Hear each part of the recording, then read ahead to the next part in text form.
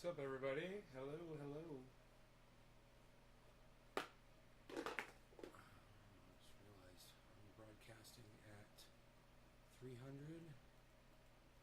Let's take that up to 750. Why not? Hey, Trevor. Let me know how good the connection is. If you guys are getting a good connection to the show, because I'm running a brand new system. Brand new network.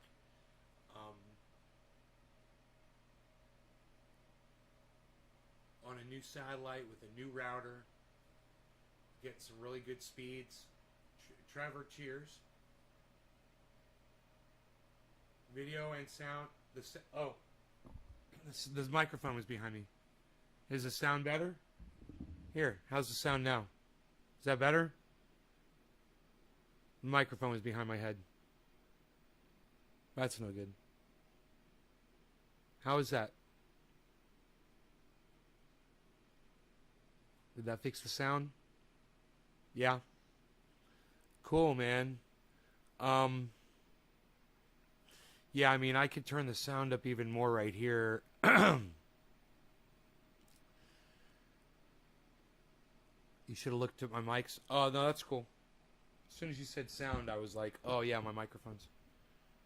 So we're good. Good, huh? Yeah, I think I'm excited. We've got Ron Placone here tomorrow morning, guys. He's going to tell us about a movie that he's starring in that's coming out.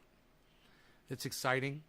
I believe it's an independent film, but it's really awesome, man. It looks like it's going to be really fun to watch. We're going to talk about some other things, too. I'm going to let him know about my off-grid living situation.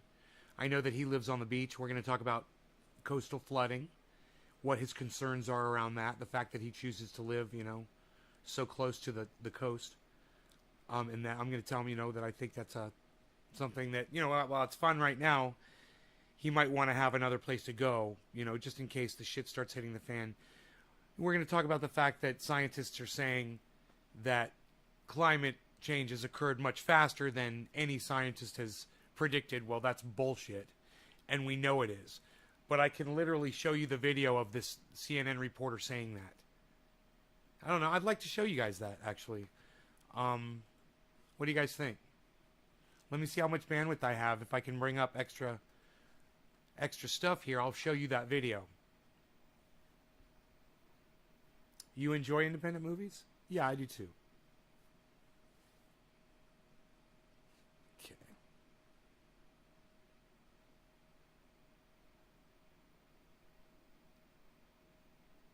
UFO fighter pilot busted 6 days ago? Is that a new video from Thunderfoot? I thought we already saw that. 6 days ago? Seems like it was more than 6 days ago. Weird. You guys seen crypto? My God. Dude, I had to call my mother to tell her how much my crypto was worth this morning.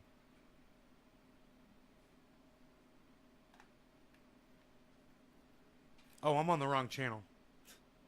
That says a lot.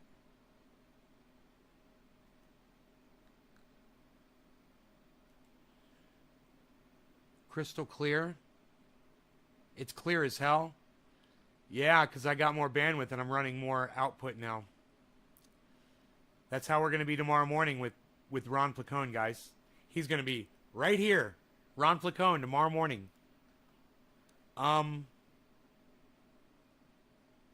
Here we go. Here, I found it. I found the video.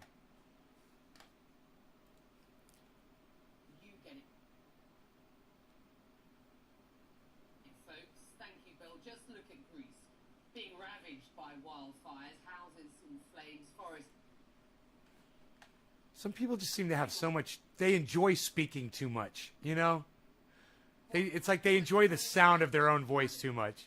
Syrian Climate Chief Climate Chief, Bill Weir, connecting us today from New York. It wasn't like we hadn't been warned.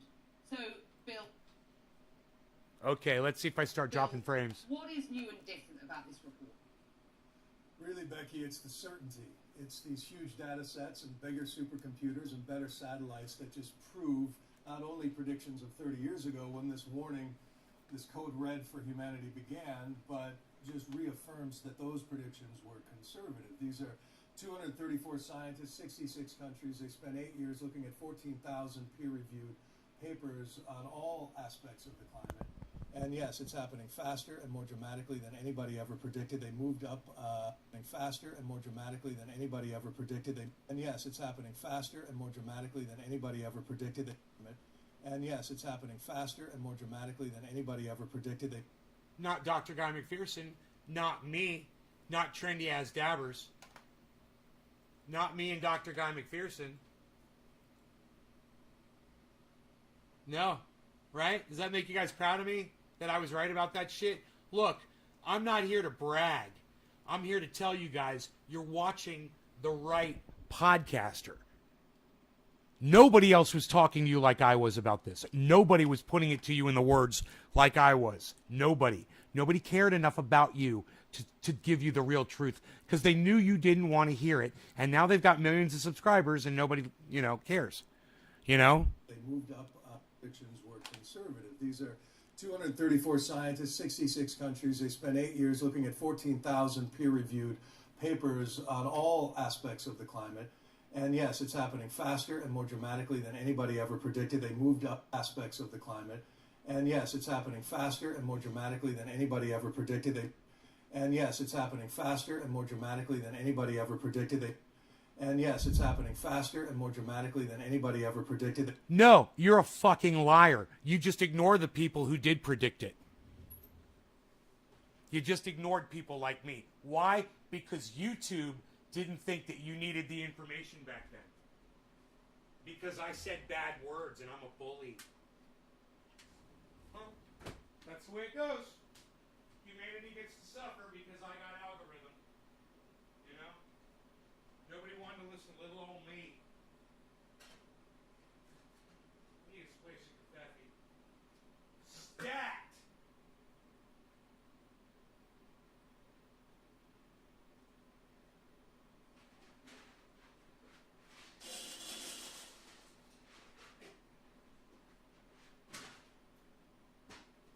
I need a splash. Stat. Now it's 94 degrees outside. Dude, really? God bless America. In the shade. Staying out there? Okay. Stay outside. I'm fine with that. I'm okay with that. I'm great with that, as a matter of fact. Unreal. Nobody's even great with that anymore. Flex on them. Hey, I'll flex on this right here. Look at that.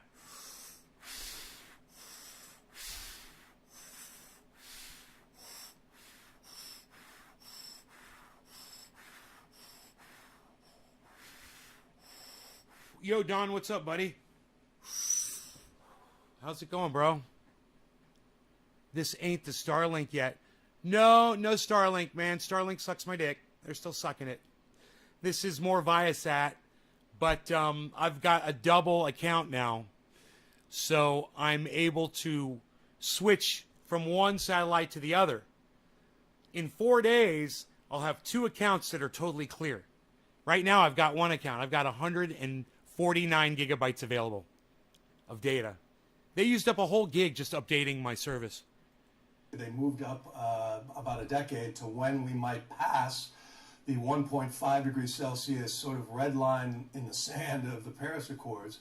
That'll happen early 2030s now, they believe. I'm going to get my coffee. I'll be right back. Anywhere okay? between 3 and 5 degrees of warming Celsius past pre-industrial levels, which was a completely different planet on so many levels. But also saying how bad it gets is directly determined to what is done right now. And they've started building political will into the models, saying status as usual, this is what will happen.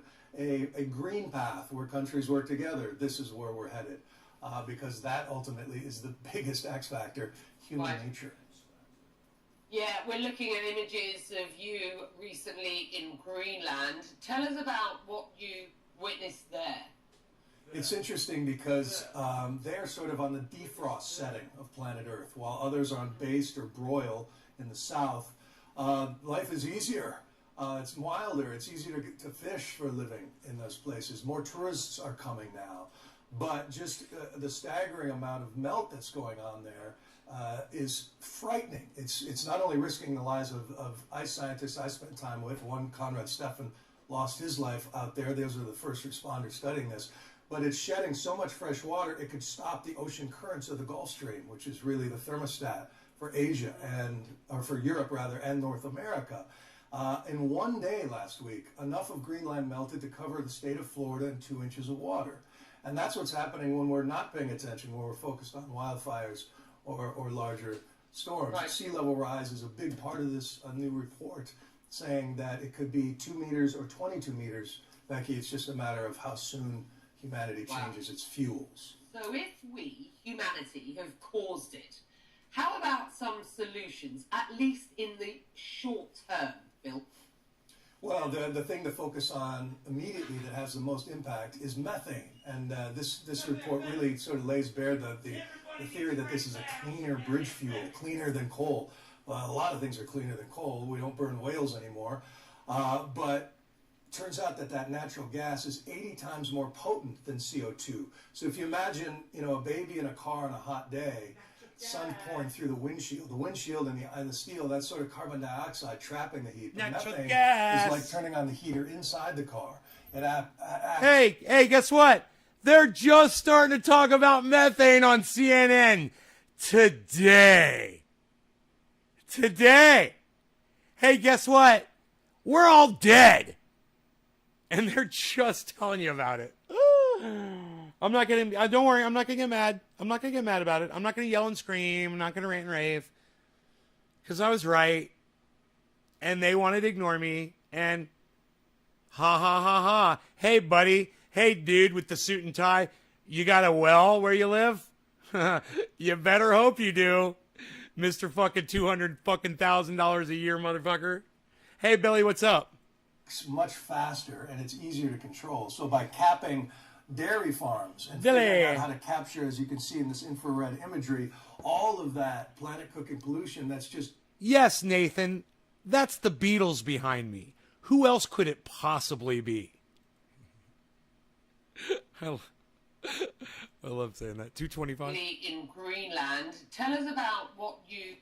In one day last week, enough of Greenland melted to cover the state of Florida in 2 inches of water. God at damn. least in the short term, Bill. Well, the thing to focus on immediately that has the most impact is methane. And this report really sort of lays bare the... Dude, I'm not going to stop eating my fucking steaks or my hamburgers or my tri-tips, my ground beef, my meatloaf, my meatballs.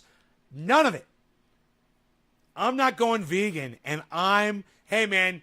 Hey, Graham Elwood, roll up your sleeves, son. Yeah, these ain't vegan guns, bro. These ain't vegan guns.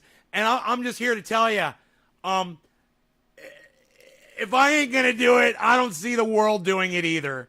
We're so fucked. The time to address this would have been years ago when I was talking about this on my show. When I had thousands of people that would come to my live streams, and then shit lips came along with Google and decided that people like me shouldn't have a voice on the internet. But like I said, I'm not going to start yelling about it. I'm not going to get upset about it.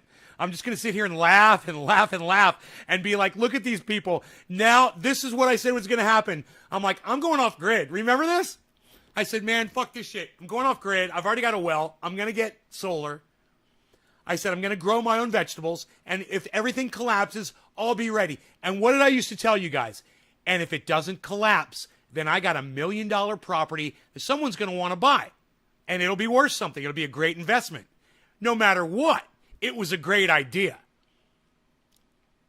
The day's arrived. We're here, man. You might not think the day's arrived for you yet, but it has. And here's the thing. There's still moments left for you to try to get yourself into a position where you could deal with this shit. But like I said before, I don't even give a fuck anymore, man. You guys gonna do what you're gonna do. I can't help you, and good luck. Best of luck to everybody out there. We knew this was coming. And now it's time for those of us who have taken the precautions to sit back, do some bong rips, and watch it happen and laugh. Because there's no reaching these morons. They won't even put a piece of paper on their children's faces to save their own lives, let alone their children's lives. They're not going to listen to us. Fuck that shit.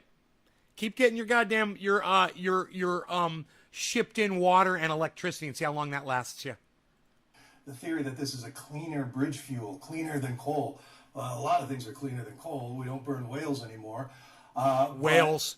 Turns out that natural gas is 80 times more potent than CO2. So if you imagine, than CO2. So that natural gas is 80 times more potent than CO2. Natural gas. That natural gas is 80 times more potent than CO2. Natural gas. Turns out that natural gas is 80 times more potent natural than CO2. gas. So if you imagine, oh, I'm doing so good for the environment. I'm using natural gas. Turns out that natural gas. Turns out that natural gas. That natural gas. That natural gas. That natural gas. That natural gas. That natural gas. That natural gas is. That natural gas is 8. Turns out that natural gas is 80 times more. Turns out that natural gas is 80. That natural gas is 80 times. I want him to say ass. Natural gas is 80 times. Natural gas is 80. Acid.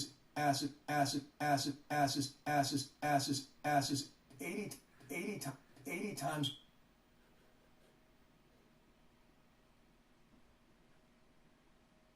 No. Are you guys laughing? Are you guys laughing? Ha. No? No? Not laughing? Okay. More potent than CO2. So if you imagine, a baby in a car on a hot day, sun's pouring through the windshield. The windshield and the steel, that's sort of carbon dioxide trapping the heat. But methane is like turning on the heater inside the car. I mean, think about that. The guy uses somebody's baby as a fucking example. Let's put a baby in a car. It's really, really hot. Let's turn the heater on and fucking really roast that baby. This is a CNN analogy, guys. I mean, how many people in the world have ever, been, tormented over the fact that somebody left their baby in the fucking car and died, And this guy's using that shit as a goddamn, it's just like a passing thought. Hey, man, say a baby gets locked in a car. Yeah. Let's go up to that car and turn the heat on. Can we hear him say that a few times?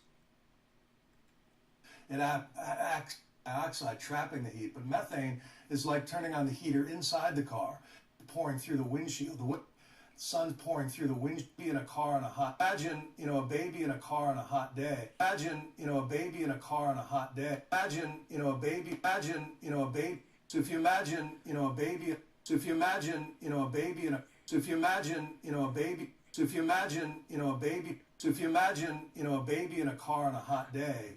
In a car on a hot day, a baby in a car on a hot day, a baby in a car on a hot day, a baby in a car on a hot day. Look, hey man, I don't make this shit up. I just point out who the fucking cunts are. The cunts at CNN are using a baby dying of heat in a car and turning the heater on to torture the baby even more as an example. It's the tortured, heated up, melted baby example that they like to use at CNN. Oh, you like that? At CNN. The tortured baby example they like to use at CNN. I hope you guys enjoy watching my show. Sun's pouring through the windshield. The windshield and the steel, that's sort of carbon dioxide trapping the heat. But methane is like turning on the heater inside the car. It acts much faster and it's easier to control. So by capping... Now think about that baby. Let's think about that baby in that car. Oh, don't worry. We're just going to forget about that baby for now. Let's just leave that baby in that hot car with the heat turned all the way up and the sun pouring through the windshield on a hot day. Let's just leave that baby there for a moment. We're not going to go there and rescue the baby. We're not calling anybody. No, we're just going to let that baby fucking become a stain on the seat. That's what we're going to do with that baby. Dairy farms. And figuring out how to... And by the way, the seats are black and they're vinyl, in case you were wondering. And it's a black car, too. To capture, as you can see in this infrared imagery, all of that planet-cooking pollution that's just leaking unchecked from oil fields all across both the planet developed cooking and developing world.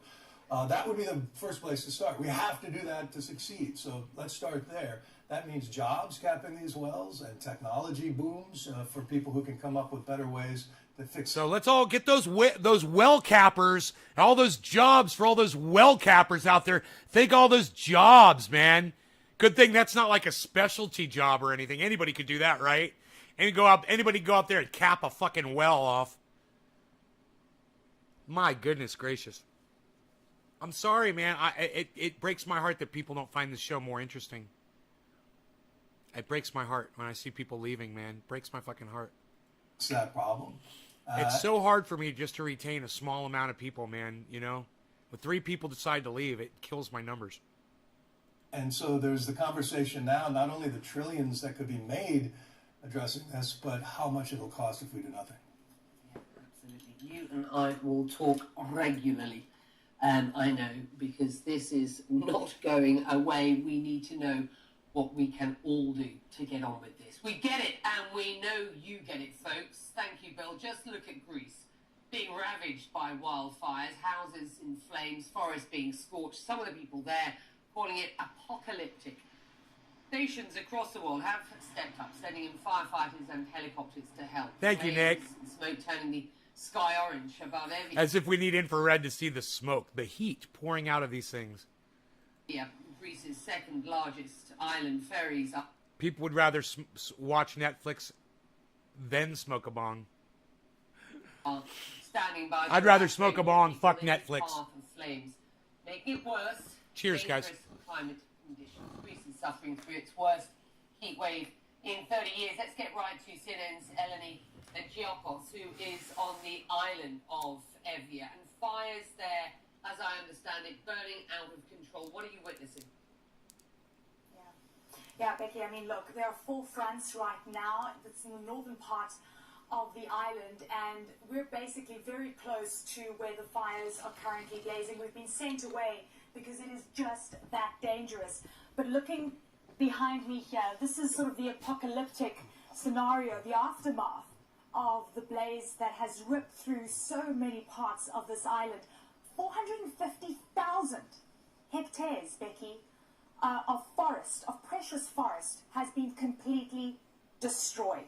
In Greece as a whole, from the beginning of the heat wave a couple of weeks ago, around 650,000 hectares have been destroyed. So it gives you a sense of the scale. The firefighters, the people, the residents that we've been speaking to say they have never seen anything at this scale in the past. One firefighter said he has, experienced many fires in his career, but never this intense and this aggressive. Now, what's compounding the issue, and you've alluded to this, is the heat wave that has ripped through the country over the past few days, and that, of course, intensifies the impact of the fire. You can see here you've got electricity poles that are being destroyed.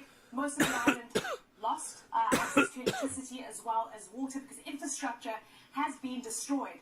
So if you look at what it means in terms of rebuilding, you're looking at a very stark scenario. You're talking about people being evacuated. Some have opted to leave. We found villagers that were about 1 kilometer away from a blazing fire that decided to stay in their homes to protect their livelihoods. And it was so fascinating to see men and women trying to get water to firefighters. 22 countries have sent assistance, boots on the ground, helicopters, aircraft as well, to try and get this fire under control. This is the 7th day, Becky. This is the only country being scorched. California also living the impact of the climate crisis right now. The massive Dixie fire, now the second largest wildfire in state history, and it is still growing.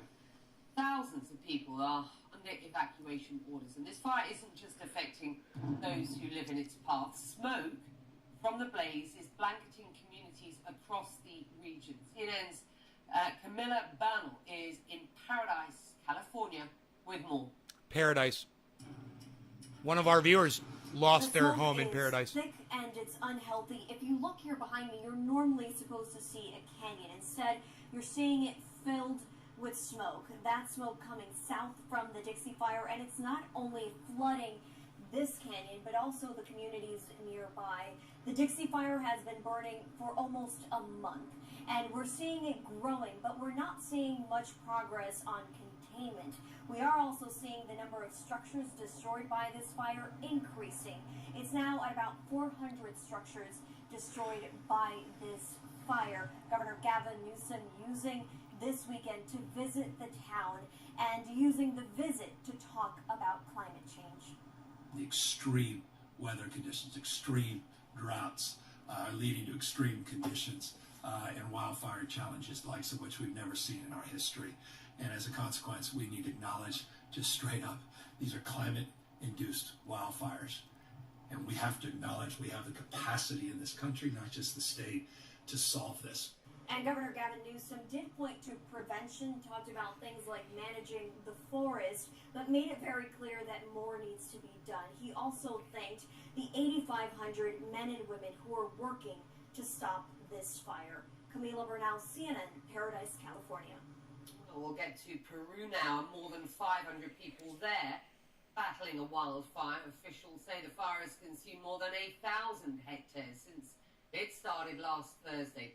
Firefighters, soldiers, even local officials and residents are pitching in to battle these flames. A regional governor requesting air support. There have been no reports of injuries or deaths, thankfully, there, but extreme weather making headlines around the world, not just today, but for months, years. Yeah. And I couldn't give a fuck at this point. I told people I wasn't going to give a fuck. I said, man, I know it's going to happen. I remember saying this. I'm going to yell and scream and yell and scream. Nobody's going to listen to me, and I'm just going to lose my love for all of humanity. And I'm just going to sit back and watch the world burn and laugh and laugh and laugh while it happens up here on my mountaintop. And it's sad. But, you know, shit lips and YouTube and Twitter, social media made me into this. And y'all, you know, the people that don't want to show up to my shows, but, you know, once a month, you too, you're guilty too. You know, the people that come in here and don't share the video around, you're guilty too. But, you know, I tried. I just, you know, I went about it the wrong way. Nobody listened. And it's too late. DJD14D, I'm glad you're here. Enoch says, end of the world, son. Why you beasling? Yeah, I know, bro. I'm glad y'all are... The people that are here, at least y'all are here. But there's only 15 of you. You know? Other than grabbing a rake and volunteering at the fire station. You know?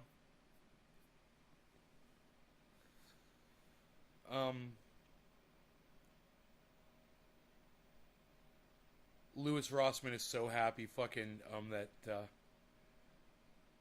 that Andrew Cuomo resigned. We should watch that. That's awesome. You're so ready. I was right. Yeah, and you know, where's all the other people that I warned that have gone off grid, you know, that are living that life, that credit me with warning them? Why aren't they supporting my show anymore? Where are all those people at, you know? Fucking A, man. Watching Fox News, I guess. Hey, bud. How's it going? Wow. I have a smile on my face today. Governor Cuomo is resigning. Yes. Finally. Yes. It makes me sad sometimes in my comments when people say, I don't know why you're mad at this, Louis. You got what you voted for. As if people's philosophy, their politics, their ideology, their opinions, their thoughts, their ideas, their experiences are completely determined by their latitude and longitude at the time of their birth. It's something that's kind of frustrated me. See, anybody who's been a follower for the channel for any period of time understands. I have never been a fan of Cuomo for reasons that I'll get into in this video. As you can see, as far back as, 3 years ago, it says over here, consider Larry Sharpe for governor of New York in my border repair video. I had this little banner because I supported Larry Sharpe and I voted for Larry Sharpe. I thought he was quite a superior candidate to Cuomo. I did use the word consider Larry Sharpe, not vote for Larry Sharpe, because I don't have the right to tell you who to vote for. I don't have the right to tell you how to think. You can say whatever the fuck you want, bro. Don't put words in your own head. If I want to tell my audience to vote for Bernie Sanders, if I want to tell my audience don't ever vote for another fucking politician again, hey, bro, I can do it. If they want to listen to me or not, that's on them, and I know that.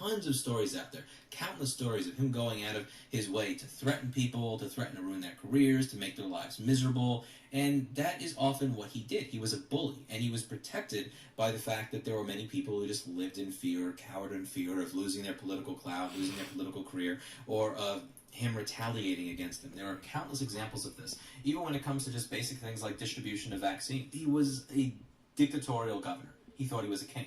And this is even prior to COVID. Was that a junk cut right then, guys? I missed it. I heard it, but I didn't see it. Video that I did was in December of 2019. The reason that I play this clip at the end of many of my recent videos where he's saying, oh, you want a job? You have a problem making money? Yeah, you want a job? You got a problem making money? There's plenty of jobs out there in the what's he say? In the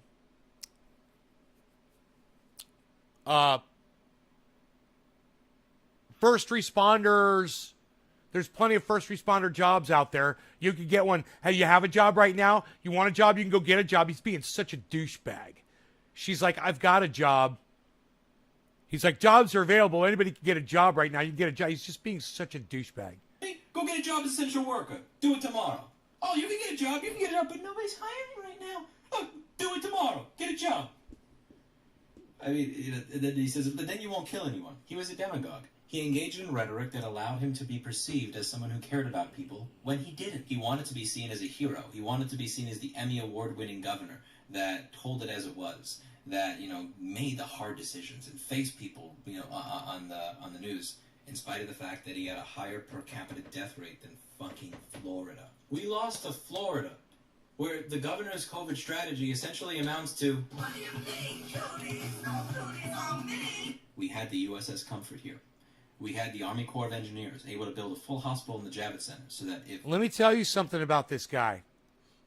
He knows what the fuck is up. That's why I watch his channel. He gets it. He gets it. And when he gets it wrong, he admits it. That's why you should watch his channel too. If you had any elderly that were infected, they could have been handled separately. Louis Rossman is the channel name, guys. Louis Rossman. He's fucking awesome. He puts up great content. Yeah, I know. He's chills in that fucking lazy boy. It's fucking hilarious. You know what's funny? I get the feeling that he's a big dude. But the chair makes him look like a little dude. Isn't that funny? I get the feeling he's probably like 6 feet tall, 5'11", something like that. He's probably a pretty big dude. He's probably 200 pounds. I'm assuming.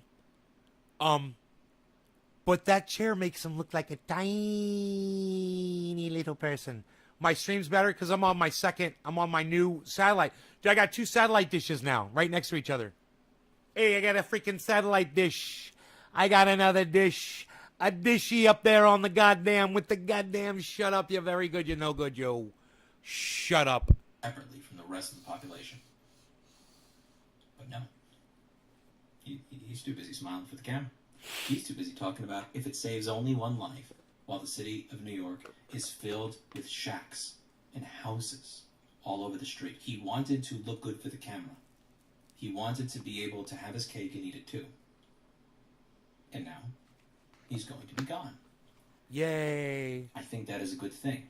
Yeah, I think it's a good thing. It's good to take the era of having a king rather than a governor and put it behind us and learn a lesson from this so that it doesn't happen again. Good for him.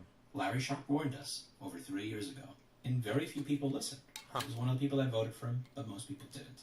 Now, when it comes to going forward, I don't think that for electoral purposes that either side is actually going to be happy with the long-term consequence of this. Now, to be clear, you should not be getting your political commentary from me. For F's sake, go to somebody who knows what they're talking about with this kind of stuff. But the person who's most likely going to be taking over is the Lieutenant Governor, Kathy Hochul. Now, Kathy Hochul is not a really, really progressive person, but she's also a Democrat. Now, with Cuomo, he was kind of like a corporate Democrat, and the idea was if you have these scandals, whether it's a nursing home scandal or the sexual stuff scandal, that it would be easier to get him to move a little bit more wait a minute. because he no longer had... Wait a minute. I'm fucking wrong. I'm wrong. I thought he was a big dude. He's not. And I know he's a little dude. Can anybody figure out why I know that he's a little dude now and he's not a big dude? I'm going to say he's 5'4". Maybe. He could even be 5'3", this guy. Does anybody know why I'm assuming that now? And I'll let you see him larger so you can see what I'm looking at. Anybody that thinks they can figure out why, let me know, okay? Let me know. We're gonna watch and see if you guys can figure it out. How I figured it out. As the power that he did before. You now have leverage over him.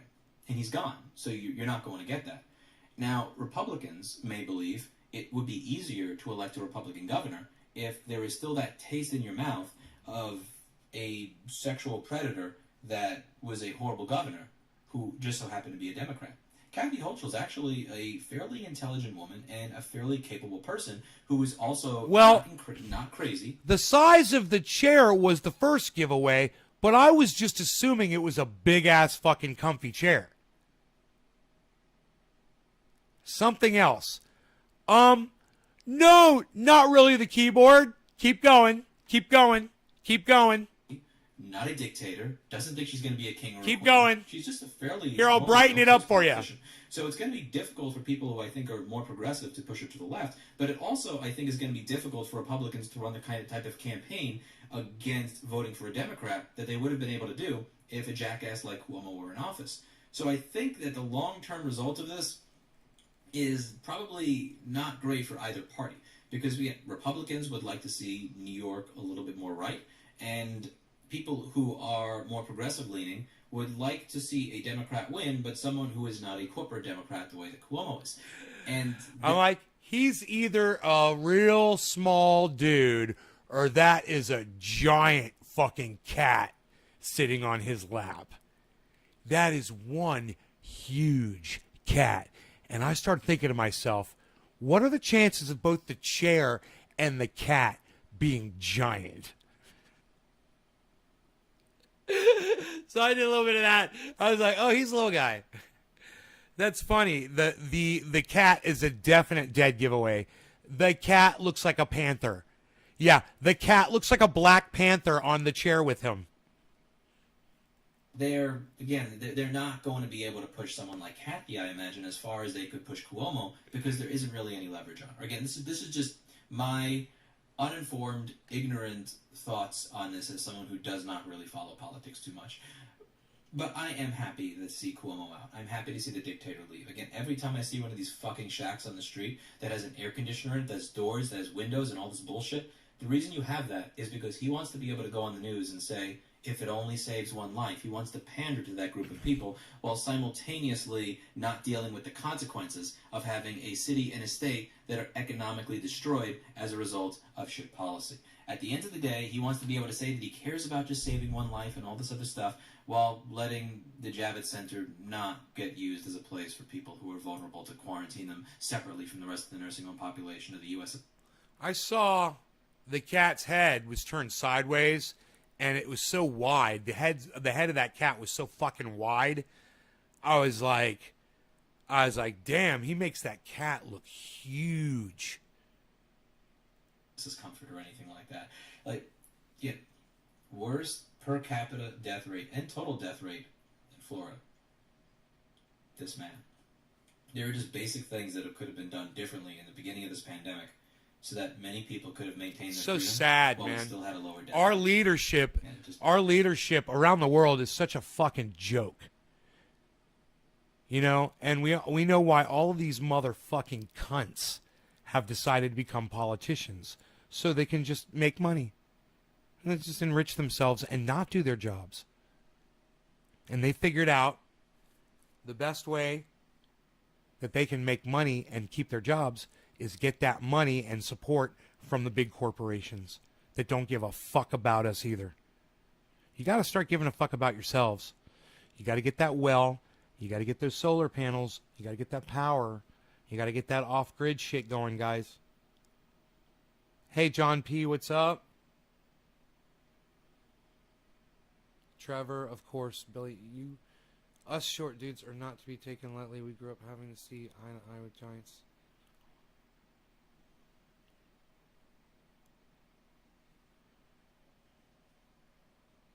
How tall are you, Billy?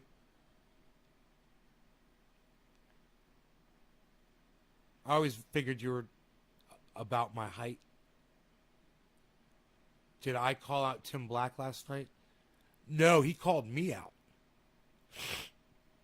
He fucking called me out and really gave me a nice... Oh, you're 5'8"?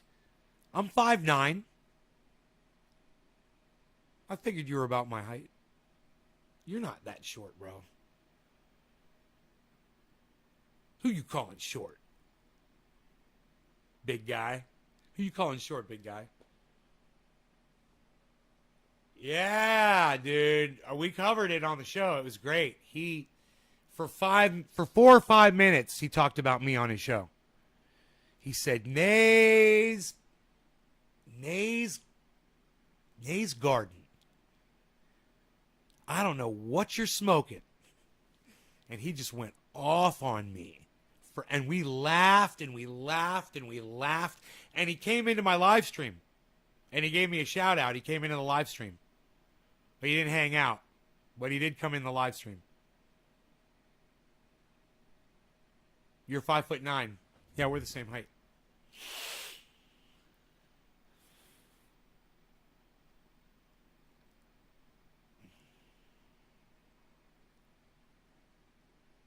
Hey, Karen. Thank you for... I guess the 5 is... You're either saying you're 5 feet tall or you're saying that you're hosting this on Twitch. Thank you. Either one. It's fine. So my water is running down there. It's working for the new plants that I put in. It's saturated the ground nice behind them. You know, they're going to do just fine outside. I'm excited about that. They're going to be in direct sunlight here probably right about now. 96 degrees in the shade.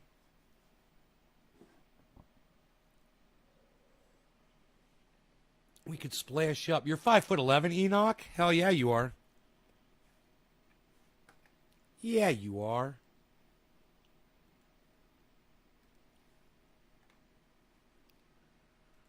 Let's see what else is going on YouTube here.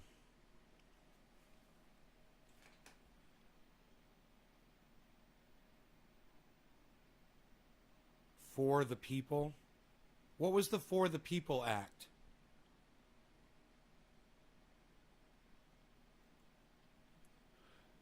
The Democrats were trying to push something called a For the People Act, and Ted Cruz blocked it. Let's see what that was all about.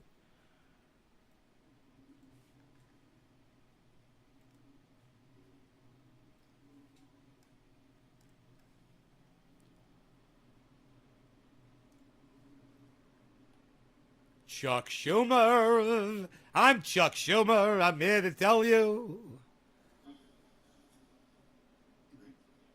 The yeas are 50, the nays are 49. The motion to discharge is agreed to, and the bill will be placed on the calendar.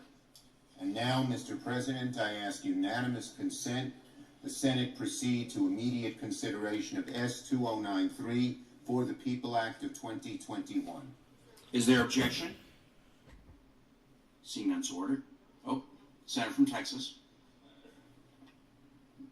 Senator from Texas. Reserving the right to object. This bill would constitute a federal government takeover of elections. It would constitute a massive power grab by Democrats. It would disenfranchise millions of Americans. And it would do precisely the opposite of its nominal title, For the People. It is instead for the politicians, because it entrenches politicians and ensures that the people cannot vote them out of office. That's not good. It would strike down virtually every reasonable voter integrity law in the country, including voter ID laws supported by the overwhelming majority of this country. Prohibitions on ballot harvesting, again widely supported by people in this country. It would mandate that felons be allowed to vote, and it would... I'm okay with felons voting. ...automatically register millions of illegal aliens to vote. I'm okay with illegal aliens voting.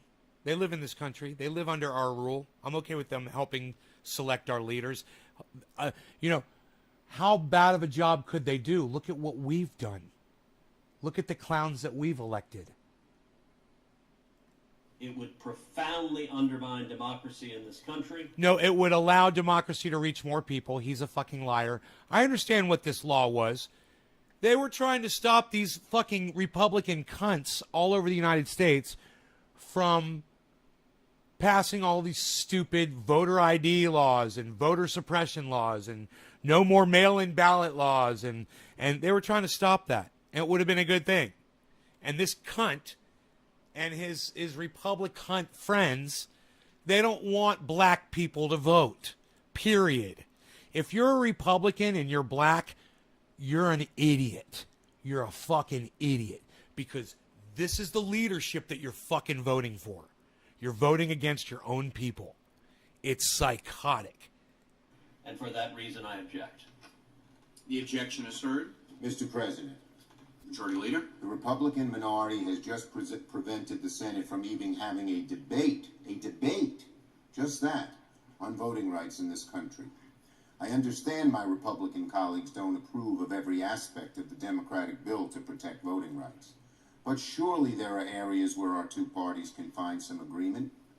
Partisan gerrymandering, for instance, has plagued our country for too long. It skews our democracy towards the extremes. It strips the American people of their right to have a truly representative government. Voters ought to pick their politicians, not the other way around. But in so many states, partisan legislators draw maps that artificially maximize the number of seats that the majority party will win. Some districts are so safe that the most extreme candidates can run and win with hardly any competition. Surely my Republican colleagues would agree that partisan gerrymandering deserves a debate on the Senate floor. It's a small part of that. I mean, when I could sit here and agree with fucking Chuck Schumer on something, I hate myself, but at the same time, he's right. And you guys should recognize that he's right about this. You just should know that. He's right about that. But one that has broad universal support. So I ask unanimous consent, and the support, by the way, of all 50 of my colleagues, of 49 of my Democratic colleagues. So I ask unanimous consent that the Senate proceed to the immediate consideration of S-2670, Calendar 119, the Redistricting Reform Act of 2021. Is there objection? Mr. President, Senator from Texas. reserving the right to object, the text of the Constitution explicitly assigns the power to engage in redistricting to elected state legislatures in the states. There is a reason for that. Yeah? That ensures that redistricting is controlled by the people. Are you fucking kidding me? Did you hear what this fucking cunt just said? So let me ask you, there's 17 of you watching right now. Have any of you ever been asked by a politician where the district line should be drawn for voters in your area? He just said, this fucking lying cunt bag, this dirtbag fucking lying cunt bag, literally just looked some folks in the eye and just said that we, the people, are deciding where the district lines are drawn. Did you hear this? Here, I want you to hear this fucking cunt bag say this shit again. To engage in redistricting to elected state legislatures in the states. There is a reason for that. That ensures that redistricting is controlled by the people. Ensures that redistricting is controlled by the people. Controlled by the people. Controlled by the people. Controlled by the people. By which people, Ted Cruz?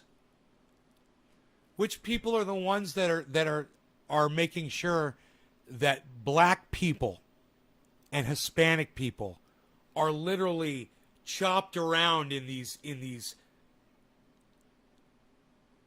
massive attempts to separate and break them apart so that they can't vote in the district that is most convenient for them. Number one, make it as hard as you can for them to find a place to vote and make it so you group those people in the smallest amounts so that they have no voice in that particular district that you gerrymandered. Do you think those people that you took their power away from voting, do you think they got to draw those lines? You fucking lying cunt. We have an unfortunate pattern in today's Congress, which is today's Democrats no longer believe in democracy. Their Bill S-1, what many call the Corrupt Politicians Act, is designed... And you guys, this is the argument that defeated the bill. This is the cunt with the stupid fucking argument that makes no sense that defeated this bill that made nothing but sense. To try to give black people a fair voice when it comes to voting. That's all they're trying to do. They're just trying to let everyone in the United States have a voice. Everyone have a vote. And if, you wanted more black people to vote for you, you would do more for black people and give them the right to vote. Not do less for them and take their right to vote away from them. But when you take away mail-in voting, when you decrease the amount of districts, when you don't allow people to give people standing in line water, when you limit the days that people can come in and vote, you're hurting people who don't make as much money. You're hurting Hispanics. You're hurting blacks.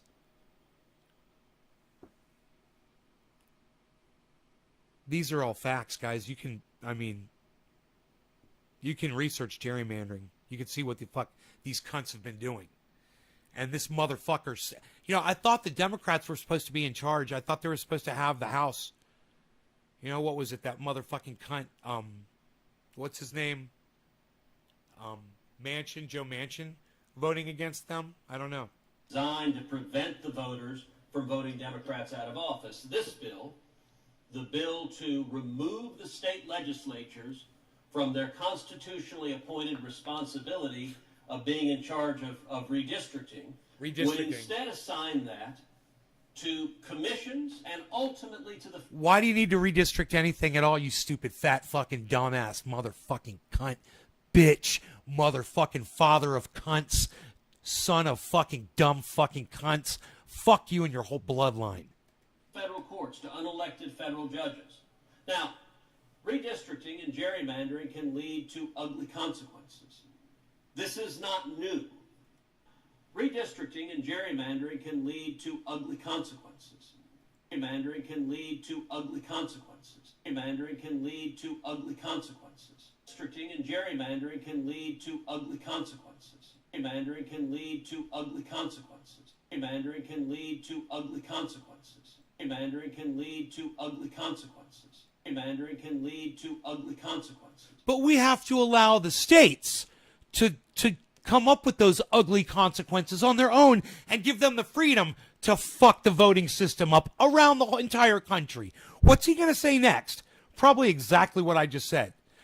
But removing the rights away from the states isn't the way to correct that problem. This is not new.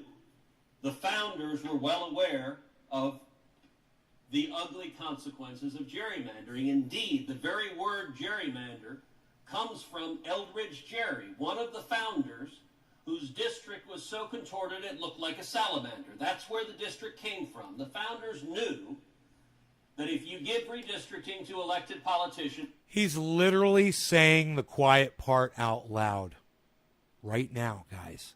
He's literally admitting why this shit shouldn't be allowed. This is fucking psychotic. This should have won Chuck Schumer's argument for him right here. They will act based on political concerns. Founders knew that if you give redistricting to elected politicians, they will act based on political concerns. Where the district came from. The founders knew that if you give redistricting to elected politicians, they will act based on political concerns. The founders knew that if you give redistricting to elected politicians, they will act based on political concerns. The founders knew that if you give redistricting to elected politicians, they will act based on political concerns. The founders knew that if you give redistricting to elected politicians, they will act based on political concerns. Politicians, they will act based on political concerns. Political concerns. Act based on political concerns. Act based on political concerns. Act based on political concerns. To elected politicians, they will act based on political concerns. To elected politicians, they will act based on political concerns. To elected politicians, they will act based on political concerns. So what he's saying is, if you give the states and these politicians the rights to gerrymander, they'll gerrymander so that they keep winning the elections to go against the other party, right? That's what he's saying. He's literally just admitted that as he stands there and tries to leave states' rights to gerrymandering, among a bunch of other bullshit in this bill. But let's see what he says. And let me just say this, man. I understand. I only have 12 viewers left, man. I had 20. Half of my audience is left. And those people that aren't interested when I'm talking about stuff like this, the mentality of those people, it just shines through to me. You're literally not going to let me teach you something? That's fine. You know, I'll move on. I'll move past those people. I will. The reason the founders did so is even with those downsides, it keeps the process accountable to the people. No, it doesn't. If you instead hand it over to unelected commissions or to... He just said politicians. You know, if the people elected politicians, then the politicians have the power to change the districting so that they stay in office. How the fuck is that power to the people? Oh, that's right, it's not. It's power to the politicians. You fucking cunt liar. Why the fuck did this bill not pass? Unelected federal judges, the people are disenfranchised. That is a serious mistake. I would note, over a decade ago, I defended the constitutionality and the constitutional assignment of that responsibility to the state legislatures before the United States Supreme Court in the Texas redistricting case, and we won a landmark 5-4 victory where the Supreme Court upheld the clear constitutional authorization of legislatures to engage in redistricting, even if they engage in political concerns, because the check on that is not unelected judges second-guessing the people. Rather, the check on that is democracy and the people engaging in their own check and balance. Accordingly, I object. Mr. President. The objection is heard. The Majority Leader. So the American people should understand, Republicans just blocked the Senate from even debating legislation to end partisan gerrymandering and make our Congress more representative of the people. Surely our Republican colleagues, however, would agree that billions of dollars in anonymous campaign donations every year is not a function of a healthy democracy. Surely they must agree that America's representatives should have only one boss, the people, not the special interests. So I'm going to ask the Senate now to debate a simple measure to bring a much-needed transparency to campaign donations. Just transparency, not even limits, although I would certainly support those. At the very least, the American people deserve to know who is trying to influence their representatives and how strenuously. So I ask unanimous consent the Senate proceed to the immediate consideration of S. 2671, Calendar 120, the Disclose Act of 2021, which has the support of our entire caucus. Is there objection? Mr. President. Senator from Texas. Reserving the right to object. You know, I would note there is a long history of government trying to force the disclosure of the identity of political contributions, and much of that history is sordid.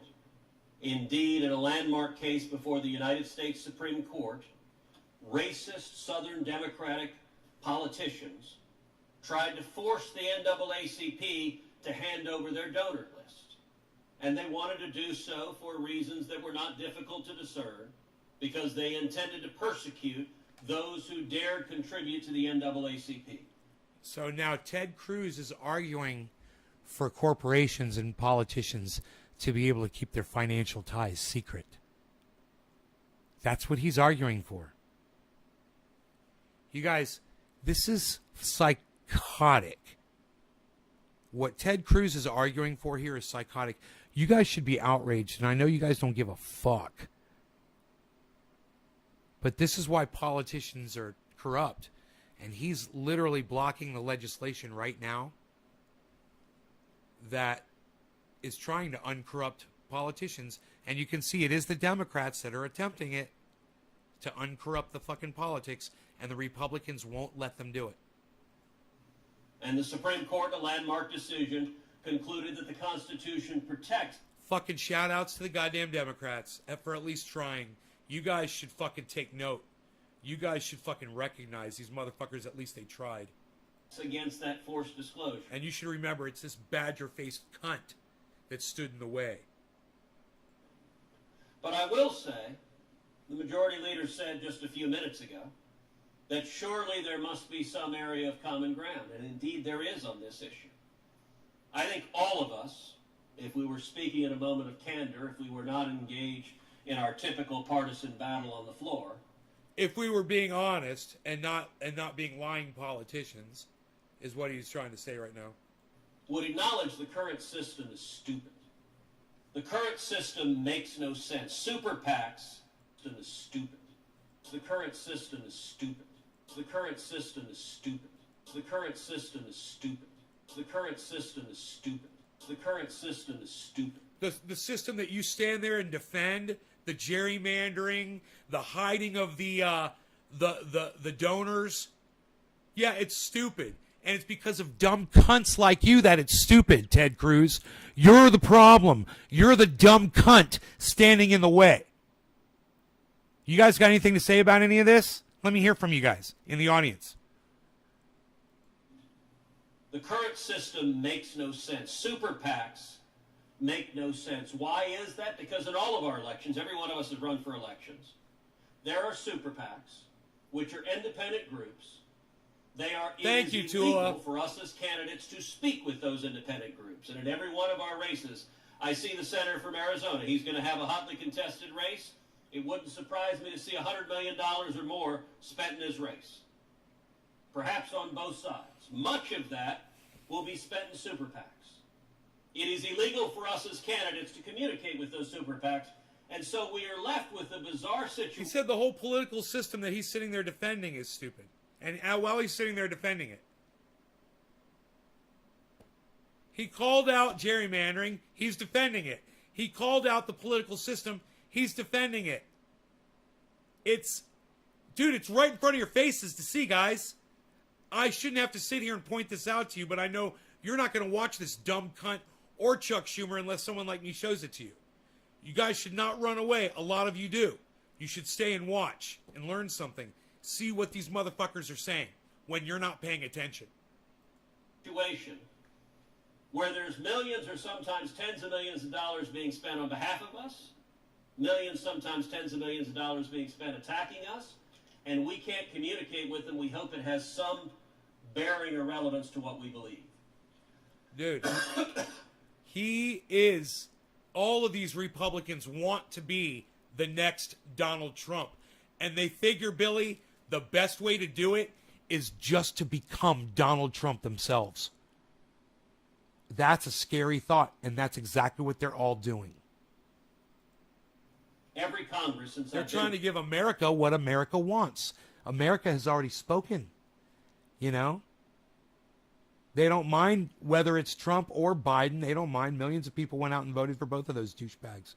Rapists. Racists. That's what America wants. How many people participated in that election? What was it? 75 million voted for Donald Trump and 80 million voted for Biden, something like that. So let's say 150 million Americans all don't mind voting for racist, rapist, child-sniffing, fondling, douchebags. Climate deniers. That's what Donald Trump is. Author of the crime bill. That's what Joe Biden is. They're both equally as bad, man. Here, I've introduced legislation to end this. This is legislation called the Super PAC Elimination Act. This act does two very simple things. Number one, it allows unlimited individual contributions to federal campaigns. Not from unions, not from corporations, but from real human beings, from people, unlimited contributions. I would note This is the way the state of Texas handles state elections. That's fucked Number up. two, That's wrong. my legislation, the Sewer PAC Elimination Act, requires immediate 24-hour disclosure. So if an individual writes a check to a campaign, that gets disclosed immediately, and you can debate about whether that contribution was corrosive or not. This legislation would not prohibit super PACs, but as a practical matter, super PACs would fade from relevance because every candidate would much prefer money given to their campaign where you can spend on your own message. It would make far more sense to have an open, transparent system. Accordingly, I ask unanimous consent that the Senate proceed to the immediate consideration of a bill at the desk that would protect freedom of speech in America's electoral process and ensure transparency in campaign finance.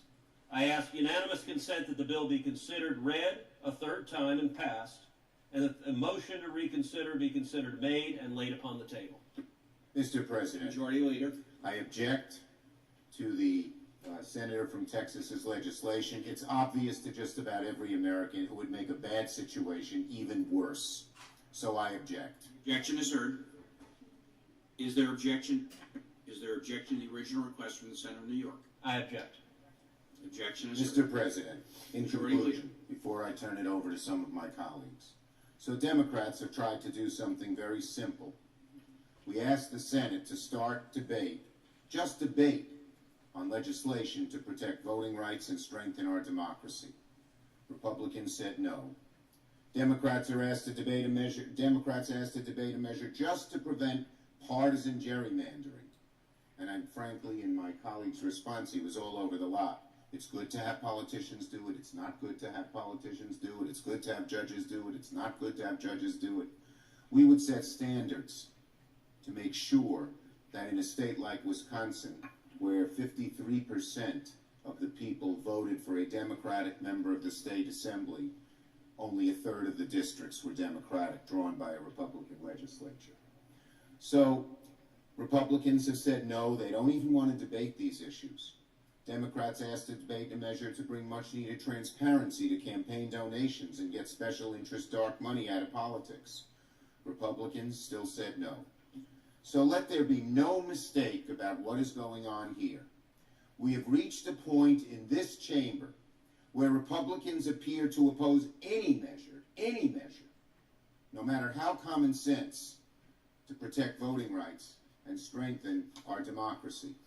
Let there be no mistake, both inside this chamber and outside of it.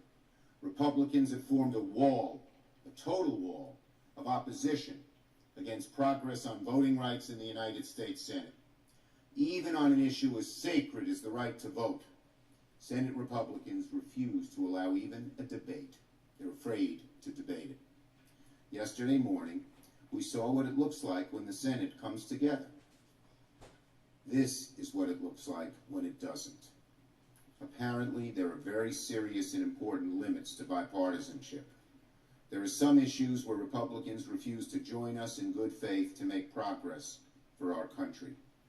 I never thought I'd see the day when voting rights, which used to be supported in a bipartisan way as recently as 2006, would be one of those issues.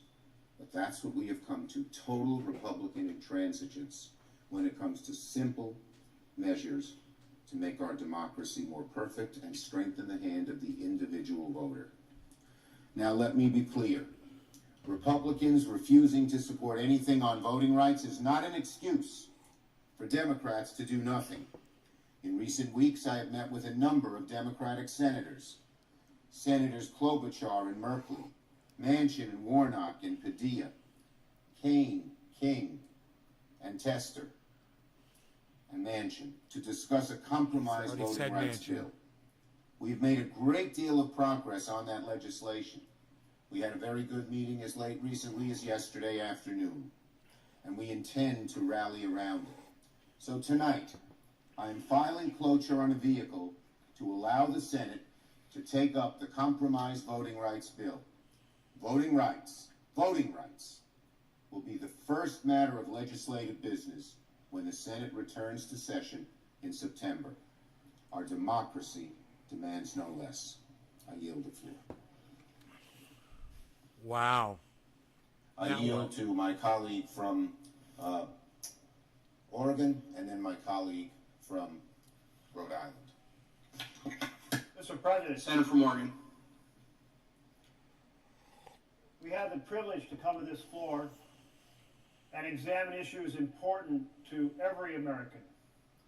And what could be more important than the fundamental right to participate in the guidance of our country, to be able to cast a ballot. That ballot box, it's the pulsating heart of our republic. Well, you know, a lot of us used to believe that, but I no longer believe that the ballot box is the heartbeat of the republic. I believe that the election is a sham in that it doesn't matter who you elect, they never do anything for us anymore.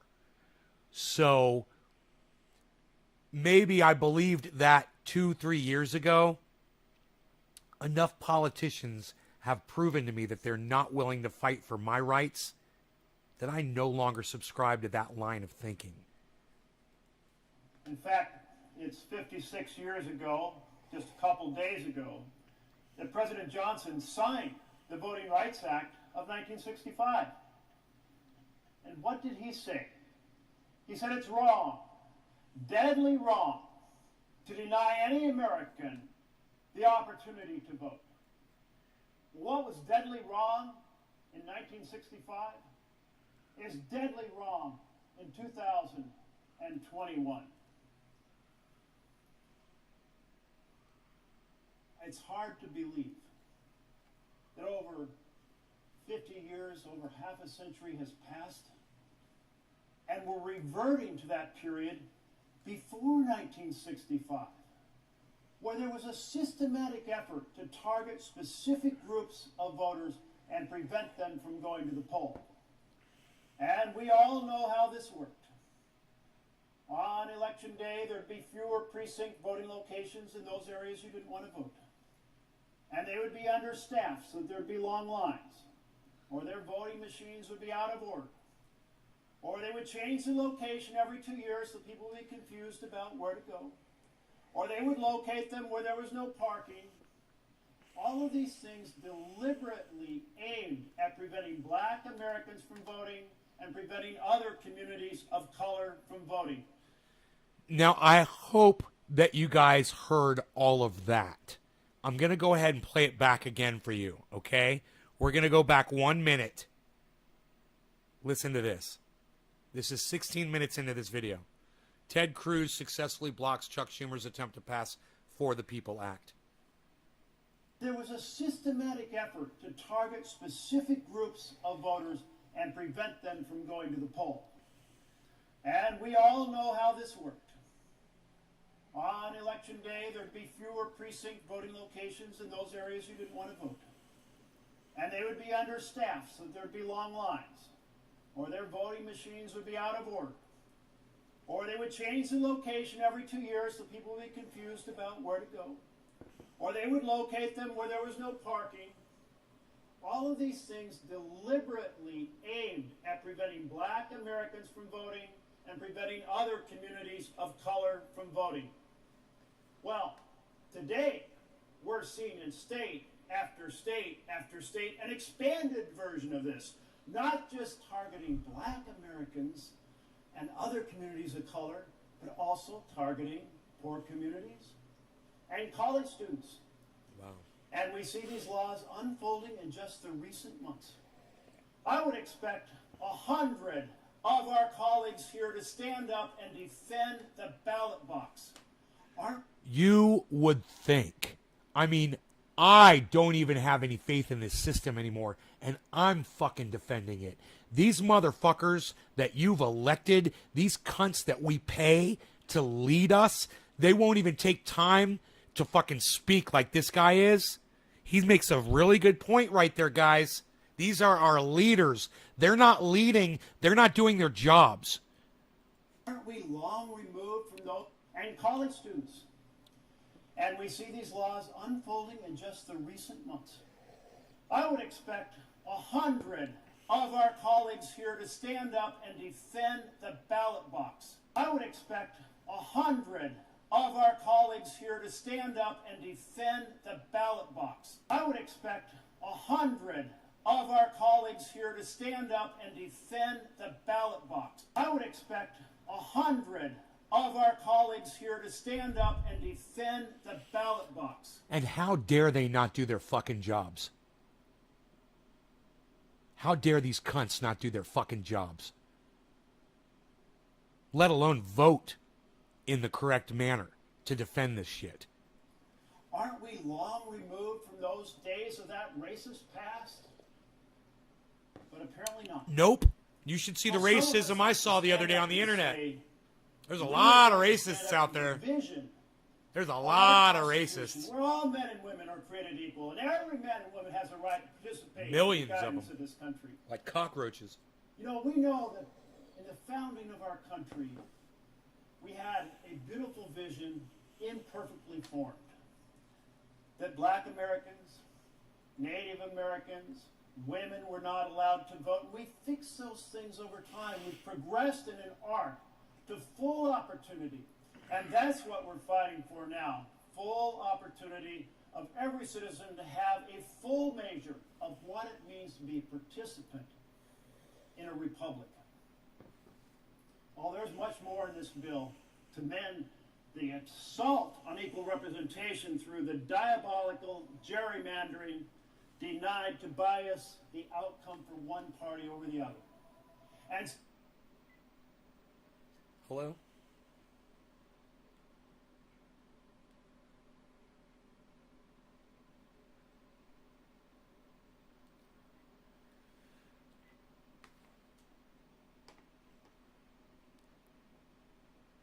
Most other countries are way more racist than America. Yeah, but you know what, Billy?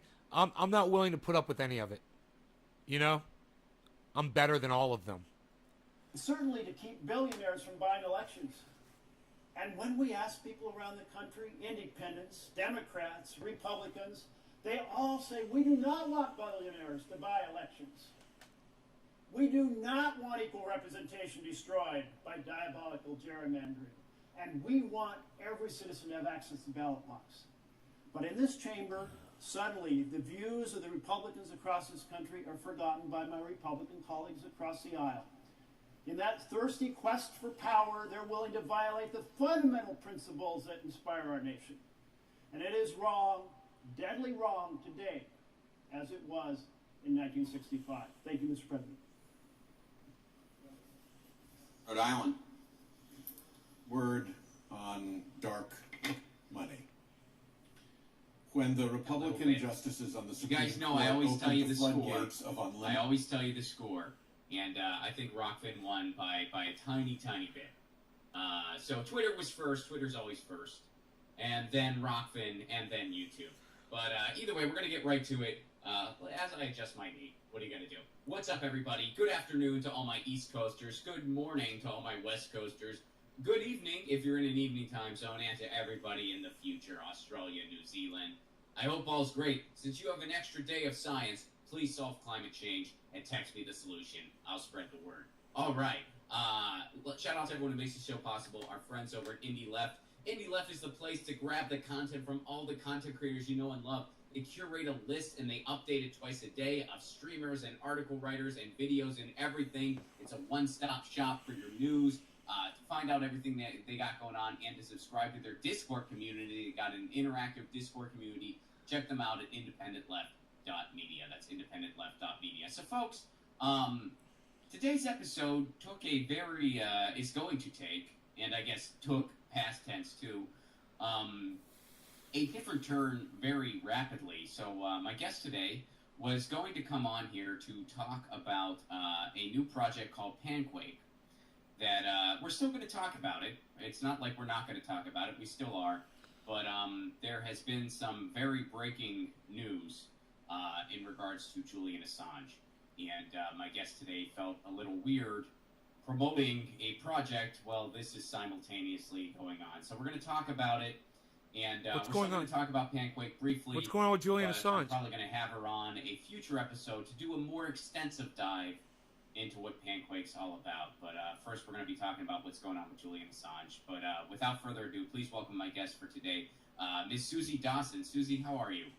Hi, Ron. Thanks for having me on. Absolutely. So here's some breaking news regarding Julian Assange. U.S. tries again to extradite WikiLeaks Assange from Britain. This is a headline from Reuters. Fucking asshole. So basically what happened today, Motherfuckers. I found out this morning, and you found out recently as well, the U.S. is still trying to get Julian Assange to the United States. And so they are... Jim Lee is a very pretty black cat, just like my pretty black cat. So Jim Lee says meow, and Lucy says meow, and Progressive and Proud says peace, and Susie says peace. Man, I wish he would have promoted. Nashville, Louisville, Indianapolis, Chicago, Minneapolis, Madison. Don't wait. Grab your tickets. Promote that you're going to be on Nays Garden tomorrow, buddy. Tell your audience. We cannot wait to see you. And in the meantime, you guys know the drill, Lucy. But it's especially heavy when you're talking with someone who has a personal relationship with the guy. And not only are you seeing this crime against humanity that deserves an emotional response and warrants an emotional response in people who have a pulse, but also people who, it's personal for them. That makes it even heavier. It really does. Tiny Dancer, thank you very much for your Super Chat contribution. Thank you for helping keep this show on the air. And for the dancing pair, I love the pairs. I love the frickin' pairs. So thank you, Richard. Thank you, Ray. Thank you, Deadeye. Thank you, Tiny Dancer. And over on the Rockfin, thank you, Carolyn. And thank you, Danny, for your generosity and your Super Chat contribution. And again, thank you to everyone who has given to the movie GoFundMe so far. I'm so excited about this thing. I'm really excited about this thing. Please check out that movie trailer. I'll be showing it on the stream on another time. I think that's not something that I'm going to do today, but I'll be showing the trailer. We'll be talking more about it on this show. But I'm very excited. Again, that movie is called Left at Wall. If you go to GoFundMe.com, you can just search Left at Wall. You can watch the trailer and make a contribution if you want to see it, and if you are able to. And we're very, very excited. And thank you to everybody so far. Again, I'll go through that. Thank you, Anonymous, Renee, Podcast by George, Brittany, Annalise, Kim. Thank you guys so much. And I can't wait to start making this movie. And you can watch the trailer now if you want to see what this movie's all about. Oh, so and the of course, movie's folks, tour dates, I got them. Grandma Wood and I, RonPlacone.com to grab your tickets now. San Francisco, Sacramento, Los Angeles, Tucson, Tempe, Sacramento, Detroit, Cleveland, Pittsburgh, Philly, New York City, Washington, D.C., Asheville, Jacksonville, Gainesville, Good, Nick. Orlando, Good. Miami, Tampa, Nashville, Louisville, J&J. Indianapolis, Chicago, Minneapolis, Madison. Don't wait. Grab your tickets. RonPlacone.com for all those tickets. We can't wait to see you. We cannot wait to see you. And in the meantime, you got... He never said anything. Thank you, Renee. Or Rennie. Thank you very much. Thank you, Podcast by George. Check out Podcast by George, by the way. Thank you, Brittany. Thank you, Annalise. And thank you, Kim. Thank you all very, very much. I guess you have to do a super chat to get mentioned. Susie today. Even, of course, I'm so sad. Not the happiest of circumstances, and not what we were originally going to do. It wasn't... happened to have Susie scheduled today. Like again, we were... I'm hurt by what happened because I wish it wasn't happening to Julian. I've offered him more triage oil, but he didn't accept it, and he doesn't promote it on his show anymore. But he promotes this independent.left.news. I wonder how they're doing with that promotion. Independent.left.news. Nobody liked my picture. Whatever. Oh, it got 2 likes. Nick and Doc, thank you for liking my picture of Rogie when he was a tiny little puppy. He's so fucking cute. Little piglet.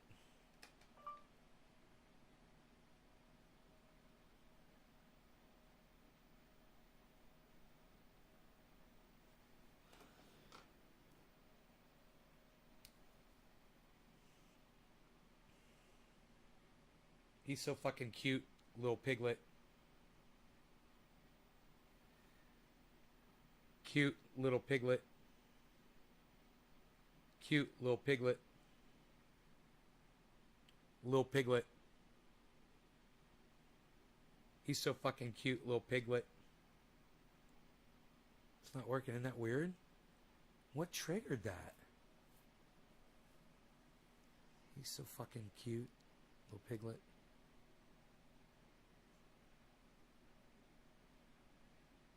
So okay, piglet. I guess I could hear the okay Google in there. I guess I could hear the okay Google in there. Okay, Google. Hey, Google. Hey, Google. Okay, Google, stop.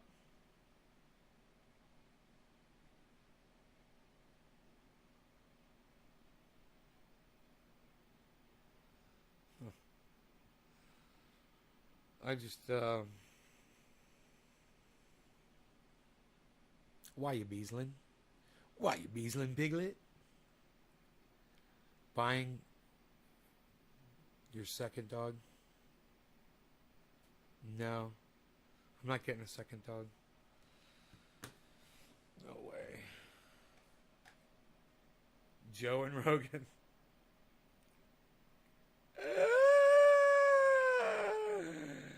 It was going to be, the dog's name was going to be Podcast. It was going to be Rogan and Podcast. Hey, Rogan Podcast. Limited money in the disgraceful Citizens United decision. That suddenly made something new very important.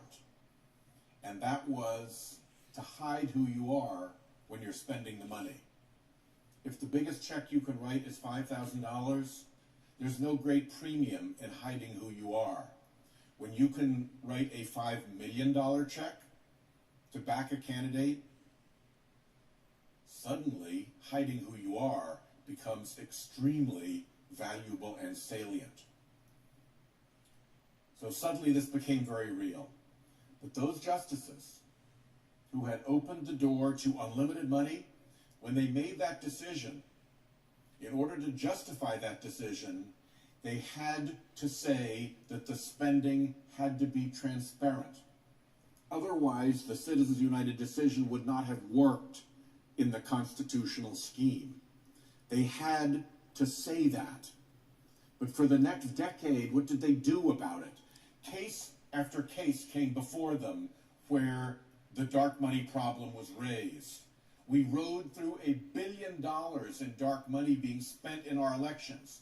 This was on the front page of the newspaper. This was being done in plain view. And what did the Republican justices on the Supreme Court do to enforce their own stated requirement of transparency? Not one thing. And so we have had a decade of corruption of government by billionaire interests who can hide who they are and operate through an enormous phalanx of phony front groups whom they have stood up. And if you want to know how real this is, look at what we have had to do in the reconciliation measure to address climate change. Because when I got here, there were Republicans willing to address climate change. We had bill after bill in the Senate that were bipartisan and serious and sincere. That stopped dead in January of 2010 when Citizens United was decided, the dark money spigots opened, the fossil fuel industry behind them enforced compliance across the entire Republican Party. If you crossed the fossil fuel industry on climate change, you were Bob Inglis, you were out, you were done. If you lined up with them and did what they said, in came tens of millions of dollars in dark money to support you. It was a devil's bargain, and it cost us a lost decade on climate change, and now we have to go forward, sadly, in a partisan way to solve this problem. That is the pressure of dark money in our politics. It is behind the capture of the Supreme Court. It is behind voter suppression. This is demonstrable stuff. And we've got to put an end to it, and it is a tragedy and a disgrace that we can't go to cleaning up the dark money mess. My Republican colleagues and their dark money groups are actually at the point now where they're accusing us of taking dark money. They're accusing Democrats of being dark money party. Well, we just settled that question tonight. Democrats want to clean it up. They want to protect it. It's as simple as that. That's all you need to know. I yield the floor. That's fucked up, man. All right, man. I hope you guys enjoyed and appreciated that. I love you guys. I will see you this evening around 7:10ish my time. 7, something like that. You guys take care. Bye now.